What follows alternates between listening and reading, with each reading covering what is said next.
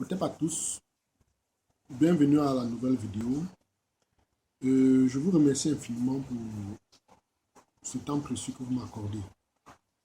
D'entrée de jeu, je voulais vous dire de ne pas oublier de vous abonner à la chaîne YouTube pour que je puisse faire d'autres vidéos, que je sache que les gens sont intéressés, puis ça m'encouragera à faire d'autres vidéos. Vous abonner démontrera que vous êtes intéressé et ne manquez surtout pas de laisser des commentaires parce que c'est le plus important.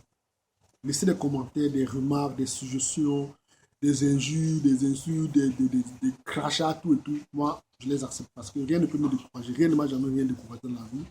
Et j'attends la contribution de chacun. Les idées nouvelles, on en a besoin. Surtout que nous sommes dans une phase de reconstruction, on en a vraiment besoin.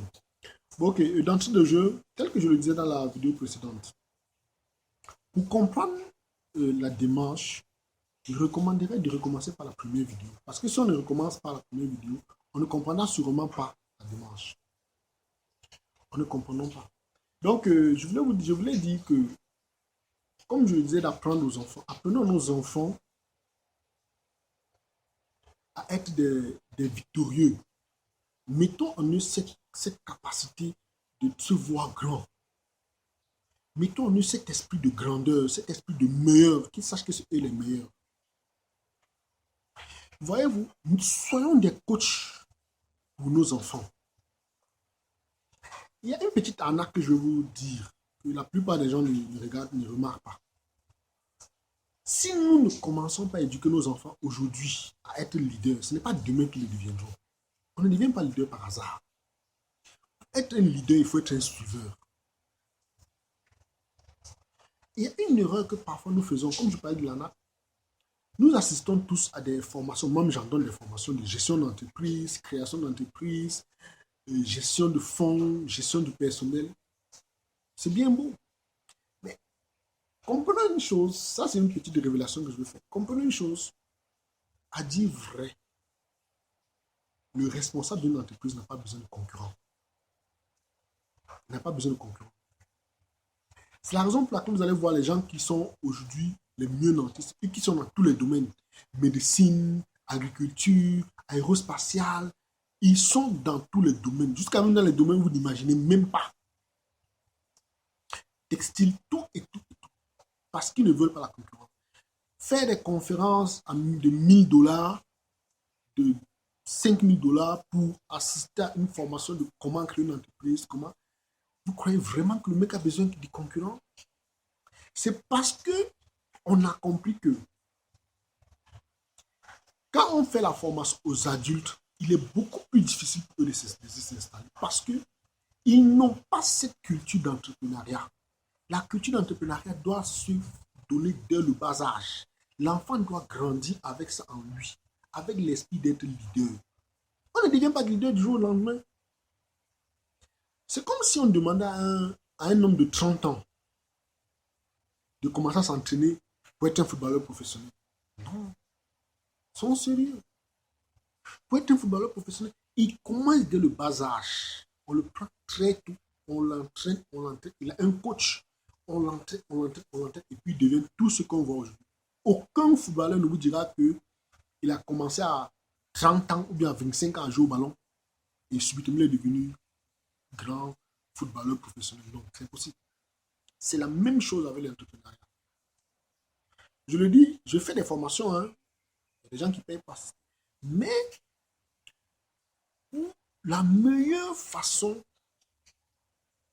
d'être entrepreneur, bien leader, ou bien il faudrait que nous commençons à éduquer nos enfants dès le bas âge. Donnons-leur cette culture, qu'ils commencent à se voir entrepreneur, qu'ils commencent à développer des techniques d'entrepreneuriat, c'est la meilleure solution. Ne nous lèvons pas à 45 ans, on va assister aux formations de tels, je ne vais pas citer le nom. Ça devient, c'est beaucoup plus difficile. C'est beaucoup plus difficile. Dans la vidéo précédente, je disais que je vais apprendre comment créer une entreprise sans argent. Il y a des techniques pour ça. Créer une entreprise sans €. Comment créer votre entreprise dans une entreprise existante. et que les gens de l'entreprise ne savent pas. Même pas ils savent que vous êtes là.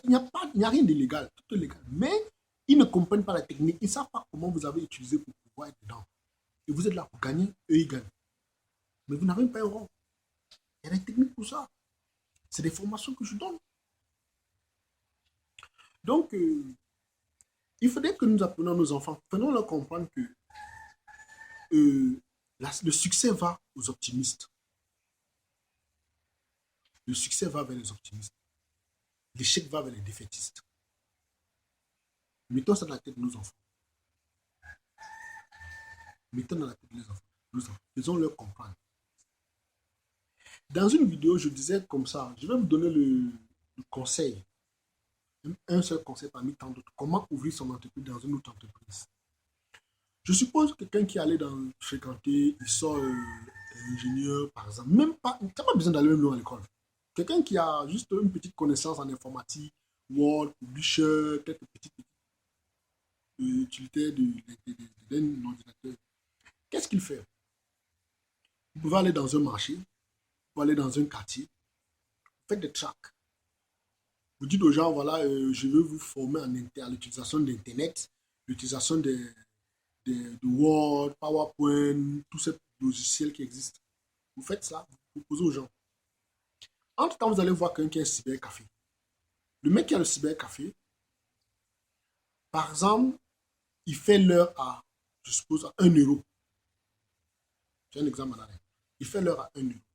Vous allez aller voir peut-être les femmes ou bien les jeunes qui veulent s'initier à l'informatique, à l'outil informatique. Vous leur dites, je vais vous faire une formation à 2 euros l'heure. C'est rien. Vous leur dites, on fait une formation à 2 euros l'heure. Entre-temps, vous avez discuté avec le monsieur du cybercafé. Vous lui dites, bon voilà, peut-être qu'il a 20 ordinateurs, on suppose. Hein. Il a 20 ordinateurs. Je dis, voilà, je loue ton âge, je prends tous ces ordinateurs à telle heure, tel jour.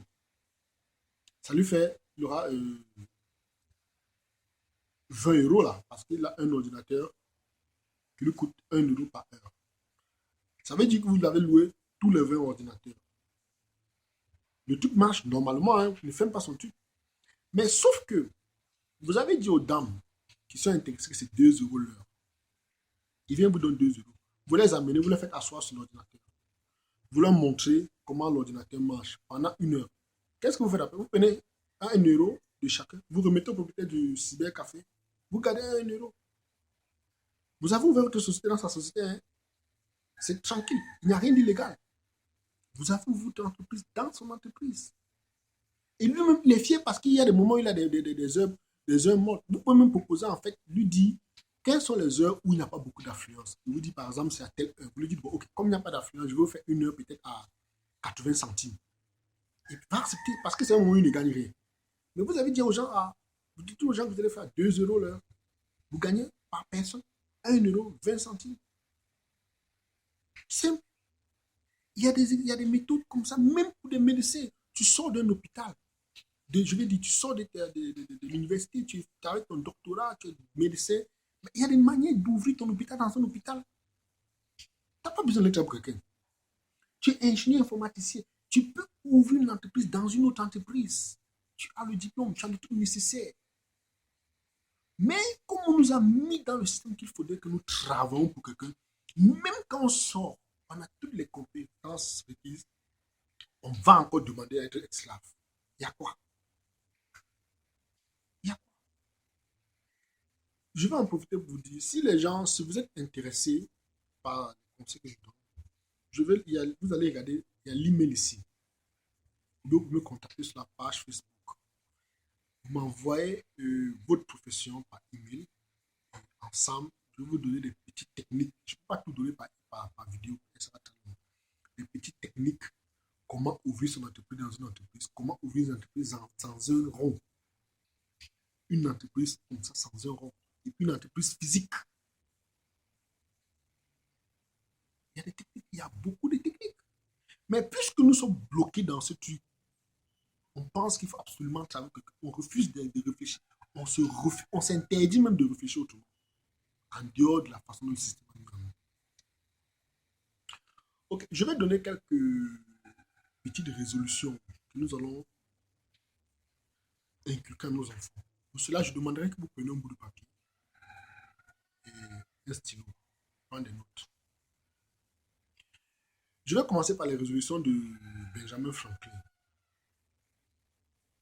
où il dit que il ne faudrait pas être dispersé. Lorsque vous faites quelque chose, soyons concentrés dans ce qu'on fait. Il faut qu'on soit concentré dans ce qu'on fait.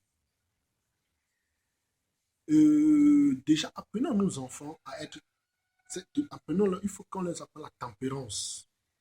C'est-à-dire, apprenons à nos enfants à ne pas manger jusqu'à satiété, à ne pas boire jusqu'à l'ivresse. Nous tous savons que quand vous mangez beaucoup, notre cerveau ne fonctionne plus bien. On a tendance à dormir. C'est la raison pour laquelle ils ont compris le système. Ils demandent qu'on doit manger 3 fois par jour. C'est des conneries. 2 fois est largement suffisant. Tu manges 2 fois, c'est largement suffisant. Et puis, ils ont fait en sorte que nous sommes dans une société où si tu ne manges pas 3 fois par jour, quand il est l'heure de pause, pendant que les collègues vont manger, si vous restez au bureau, vous ne mangez pas, ils vont commencer à vous regarder en bizarre. Hein? Qu'est-ce que là, il veut montrer quoi? Il veut montrer quoi à midi, il ne mange pas. C'est quelqu'un qui aime trop l'argent, on le paye pour qu'il ait un bon salaire, pour qu'il ne mange pas à midi. Est-ce qu'il est forcé de manger? Mais puisqu'on a mis dans l'esprit qu'il faudrait qu'on mange 3 fois par jour, on trouve qu'il est mal nourri. Depuis quand? C'est des techniques pour nous rendre pour faire de nous des mécaniciens, des consommateurs je ne sais pas comment dire, des gros consommateurs. Donc, pour le deuxième exemple, le silence. Ne parler que de ce qui peut être utile aux autres ou à soi. Éviter des conversations.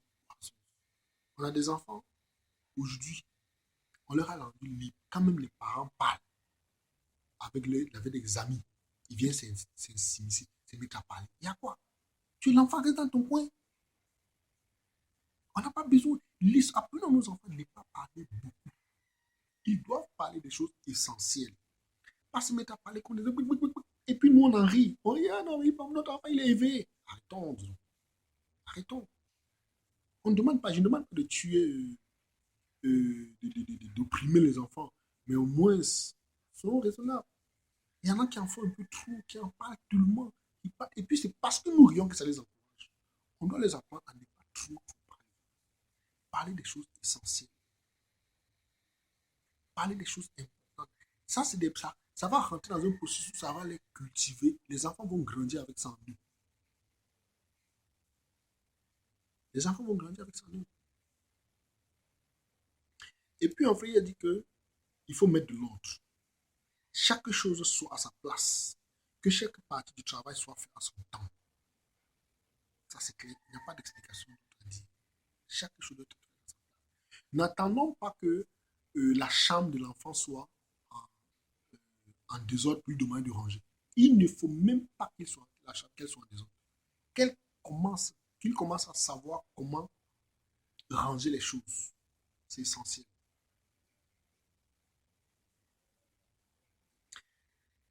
La résolution. Prendre des résolutions et faire ce qu'on a résolu de faire. Si l'enfant dit je veux faire telle chose, papa, tel jour, à tel qu'il le fasse.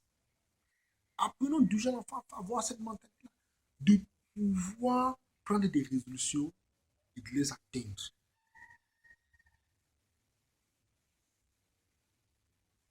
La frugalité.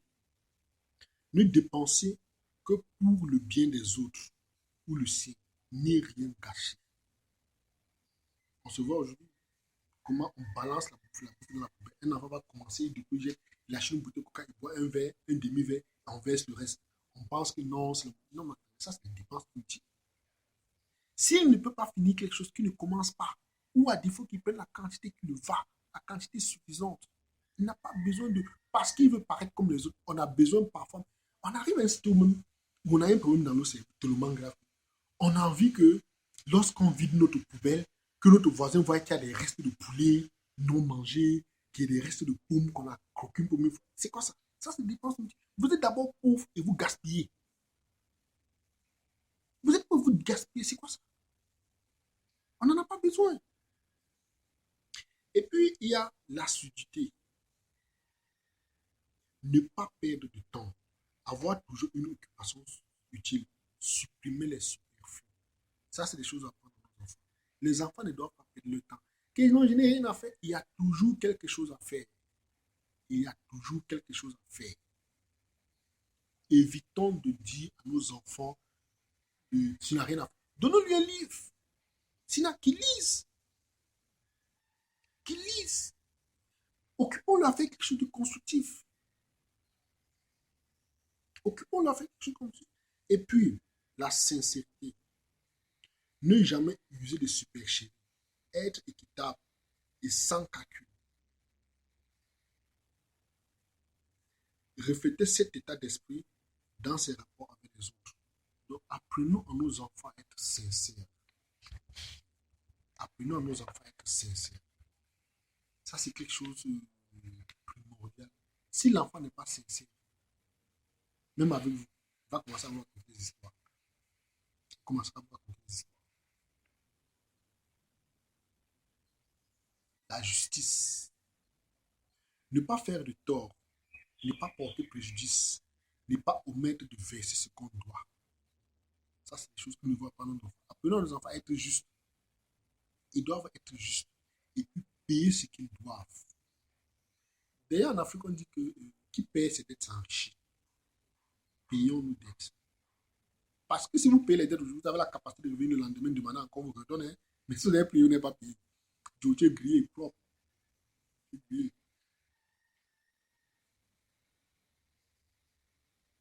La modération. Éviter les extrêmes. Ne pas prendre les choses, ne pas prendre trop à cœur les injustices. Ça, je sais que certaines personnes ne seront pas d'accord ici, mais ce n'est qu'une idée. Vous pensez que vous pouvez dire à votre enfant, vous le dites. Si vous pensez que ce n'est pas important, il n'y a pas de souci. La propriété. Ne tolérer aucune malpropriété physique sur soi ou chez soi. Nos enfants doivent être propres. Nous devons leur montrer comment être propre. Et inculquons-nous la propriété chez nos enfants. Parce que c'est quelque chose d'extrêmement important. Je n'ai pas besoin de rentrer dans les détails parce que nous tous nous savons de quoi l'insalubrité conduit. Et puis non seulement quand on est même sale extérieurement, intérieurement, mais on est sale. Si extérieurement on aime le désordre, dedans même on est sale. Notre esprit sera désordonné. La tranquillité. Ne pas se tracasser pour des riens ou pour des petits incidents inévitables. On est comme ça avec nos enfants. Nous devons leur apprendre ça. Qui doivent savoir être tranquilles. Des petites choses qui n'ont pas de valeur, qui ne s'accrochent pas. Oui, bon, papy, c'est lui qui a pris mon crayon hier. Et puis, il y a quoi? Demandons-lui de négliger certaines petites choses. Il y a des choses qu'on n'a pas besoin de trop s'accrocher. Le temps qu'il prend pour s'accrocher dessus, penser, c'est un temps qu'il devait profiter de faire quelque chose de beaucoup meilleur.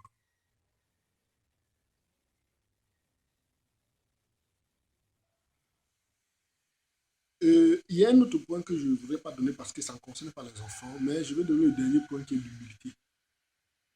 Apprenons à être humble. Apprenons aux enfants à être humbles. Il y a d'autres conseils comme ça qui sont dans l'ordre de pratiquement 50. Je pense que je ferai une vidéo spécialement pour donner ces conseils. Et ensuite, si vous êtes intéressé par ce que je dis, il y a la version écrite de ce que je vais donner comme conseil. Vous me contactez par email, je vous enverrai ces copies. Et puis bon, comme je l'ai dit, nous sommes dans la logique d'apprentissage. Nous voulons que nos enfants soient des meilleurs demain. Nous voulons retirer nos enfants dans cette logique de subalternité. Nous voulons retirer nos enfants dans cette logique de peur, de manque de confiance. Et puis, pour dire quelque chose d'important, il fut une fois, j'ai une sœur ou une amie qui m'a contacté de France. Elle me disait qu'elle voulait créer une certaine activité, mais elle était confrontée à un problème. Tous les gens autour d'elle à qui elle avait parlé la décourageaient. Que non, il ne faut pas faire ça, c'est dangereux, si tu dépenses d'ici, tu vas dépenser ton argent inutilement. Sachant comment moi je raisonne, c'est que moi je suis quelqu'un qui est positif, tellement positif. Elle m'a contacté, je lui ai dit, le jour qu'elle sera en face de ces gens, qu'elle m'appelle. Elle m'a appelé. Il y avait trois personnes qui décourageaient. Non, vraiment, c'est bon. Je pose une seule question à ces gens. Avez-vous déjà fait cette activité? On dit non. Il dit, mais comment vous n'avez pas fait quelque chose, vous trouvez que c'est dangereux? Tu ne peux pas donner une leçon ou bien enseigner quelque chose que tu ne connais pas. Quelqu'un veut se lancer dans un projet, vous lui demandez non, vous commencez à la décourager, il y a quoi? Au lieu de l'encourager, vous la découragez. Et en plus, vous n'avez aucune expérience de ce que vous faites, ce qu'elle dit. Sur quelle base vous vous situez pour la décourager? Arrêtons de décourager les gens. Encourageons les gens. Il y a une chose que je dis. Lorsque vous entamez une activité, faites-le avec la certitude que ça va marcher, ça marche. Si ça ne marche pas, soyez-en fiers. Parce que vous avez le mérite d'avoir essayé. Vous avez ce mérite d'avoir essayé. Ne restons pas, nous déclarons une défaite alors que nous n'avons même pas essayé le combat. Il faut essayer avant de perdre. La différence qui existe avec les gens qui ont cet esprit de combativité, qui veulent faire quelque chose d'eux-mêmes dans la vie, c'est que, je prends mon exemple. J'ai déjà créé 4 entreprises et toutes les 4 entreprises sont tombées. Je suis fier de le dire. Vous connaissez quelqu'un qui a perdu son travail et puis il est fier de dire qu'il a perdu son travail? C'est une question. Vous connaissez quelqu'un qui perd son travail et puis parle de ça avec fierté? Il n'y en a pas.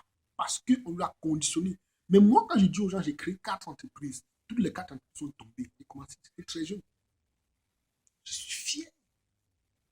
Parce que j'ai acquis beaucoup d'expérience. Il y a des erreurs que j'ai commises le passé que je ne peux plus commettre. Il y a des choses que je ne savais pas. Quand je me trouve à 18 ans en train de créer une entreprise, 8 ou même 15 ans en train de créer une entreprise, alors qu'il y a des erreurs que je ne peux plus. Il y a des erreurs que je ne peux plus. Mais celui qui reste dans le système de l'esclavage, quand il perd son travail, il a même honte. D'autres même qui perdent leur travail, c'est le divorce, hein, parce qu'il ne sait plus rien, il ne sait plus. Mais au contraire, moi, si mon entreprise, je fais faillite, je ne suis pas content, certes, mais j'ai une certaine force. J'ai une certaine force qui rentre en moi, qui me donne l'envie de bosser encore plus et ne pas commettre les erreurs d'hier. Vous pensez que les gens qui touchent 100 fois vos salaires, qui touchent 100 fois le salaire des gens, c'est parce qu'ils travaillent 100 fois plus? Ou bien c'est parce qu'ils réfléchissent 100 fois plus que les autres? Non. Parfois, ils ne travaillent même pas, ils travaillent moins, mais ils gagnent plus que tous les autres. Parce qu'ils utilisent leur cerveau. Ils utilisent leur cerveau mieux que celui qui travaille, plus celui qui est l'esclave, qui a accepté d'être esclave. Voilà la seule différence. Il y a des gens qui vous disent que son chiffre annuel est de 5 millions de dollars. Mais il y a des gens qui vont travailler toute leur vie et n'auront jamais 1 million de dollars. Et non, ça, c'est clair. Celui qui a ces 5 millions de dollars, c'est parce que le mec rêve gros. Il rêve grand. Apprenons nos enfants à rêver grand. Apprenons nos enfants à se voir meilleurs. C'est quelque chose que nous devons impérativement le faire. Évitons de dire à nos enfants d'employer le mot impossible. Ça, c'est des mots que nous devons bâtir de notre, bannir, excusez-moi, bannir de notre vocabulaire. Le mot impossible. Nos enfants ne doivent même pas entendre le mot impossible. Nous devons bannir ça carrément. Le mot impossible doit être banni. Nous devons apprendre à nos enfants à transformer leur idée en argent. Quelles des idées qu'ils ont, même la plus farfelue qu'ils soient, c'est toujours une idée.